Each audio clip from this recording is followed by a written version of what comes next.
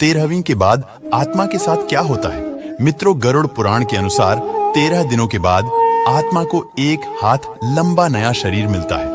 वह शरीर भूख और प्यास से तड़पता रहता है। मित्रों, अगर आत्मा पापी हो तो यमदूत उसे रस्सियों से बांधकर खींचते हुए यमलोक ले जाते हैं।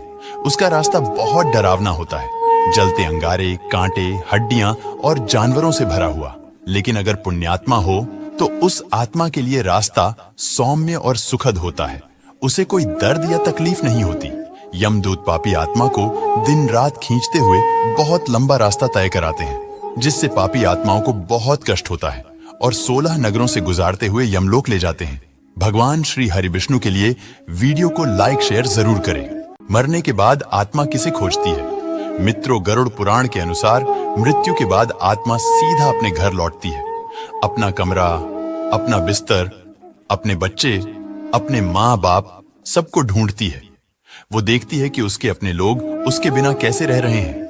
वो अपने बेटे के सिर पर हाथ रखना चाहती है, अपनी माँ को गले लगाना चाहती है, लेकिन छू नहीं पाती। उसकी आवाज कोई सुन नहीं पाता।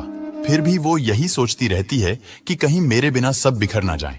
यही मोह, यही प्यार उसे अपने घर के चक्कर लगाने पर मजबूर कर देता है और तभी यमदूत आकर उसे अपने साथ ले जाते हैं और यहीं से आत्मा का अगला सफर शुरू होता है।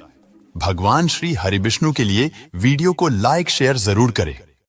मृत्यु के 1 घंटे तक आत्मा के साथ क्या होता है? मित्रों, जब इंसान आखिरी सांस लेता है तो आत्मा धीरे धीरे शरीर से बाहर निकलती है, लेकिन उसे लगता है कि वो अभी भी जिंदा है। कुछ देर तक आत्मा बेहोशी जैसी हालत में रहती है। फिर अचानक उसे अपने ही घर वाले दिखाई देते हैं, जो उसके लिए रो रहे होते हैं। आत्मा उनसे कुछ कहना चाहती है, जोर से पुकारती है, लेकिन उसकी आवाज कोई सुन नहीं पाता। फिर उसके सामने उसकी पूरी जिंदगी एक फिल्म की तरह चलने लगती है। हर कर्म, हर रिश्ता, हर पल सब साफ दिखाई देता है। गरुड़ पुराण कहता है, आत्मा बार बार अपने शरीर में लौटने की कोशिश करती है, लेकिन अब बहुत देर हो चुकी होती है और जैसे जैसे उसका मोह इस संसार से टूटने लगता है, वैसे ही यमराज के दूत प्रकट होते हैं और आत्मा को यमलोक की ओर ले जाते हैं। भगवान श्री हरि के लिए वीडियो को लाइक शेयर जरूर करें। मित्रों, गरुड़ पुराण में नरक का ऐसा वर्णन है जिसे सुनकर रूह कांप उठती है। नरक में आत्मा का स्वागत देवता नहीं बल्कि खूंखार यमदूत और राक्षस करते हैं। वहां पापी का शरीर नोच नोच कर खाया जाता है।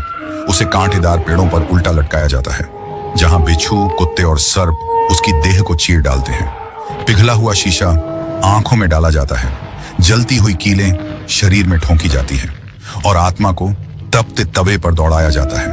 कभी उसे मजबूर किया जाता है कि वह अपने ही शरीर का मांस खाए। झूठे और अधर्मी की जीभ पर लाल लाल जलती हुई कीलें ठोंकी जाती हैं। ये भयानक यातनाएं तब तक चलती रहती हैं जब तक आत्मा अपने हर पाप को स्वीकार न कर ले।